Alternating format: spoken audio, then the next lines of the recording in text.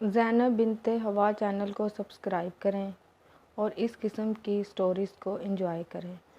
کہتے ہیں کہ محمود غزنوی کا دور تھا، ایک شخص کی طبیعت ناساز ہوئی تو طبیب کے پاس گیا اور کہا مجھے دوائی بنا کے دو۔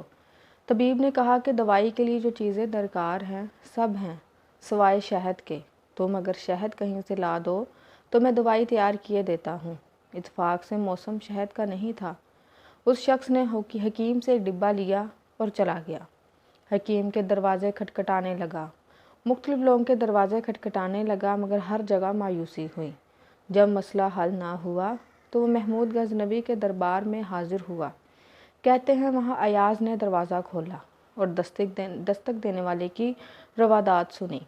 اس نے وہ چھوٹی سی ڈبیا دی اور کہا مجھے اس میں شہد چاہیے۔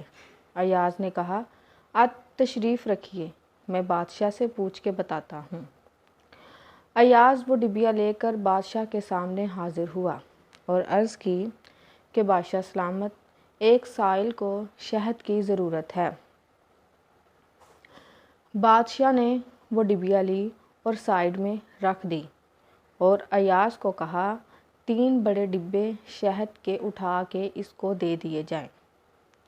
ایاز نے کہا حضور اس کو تو تھوڑی سی چاہیے، آپ 3 ڈبے کیوں دے رہے ہیں؟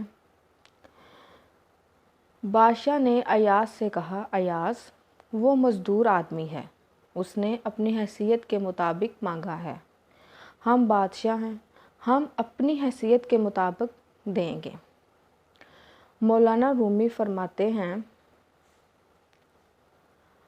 آپ اللہ پاک سے اپنی حیثیت کے مطابق مانگیں تو وہ اپنی شان کے مطابق عطا کرے گا، شرط یہ ہے کہ مانگے تو صحیح۔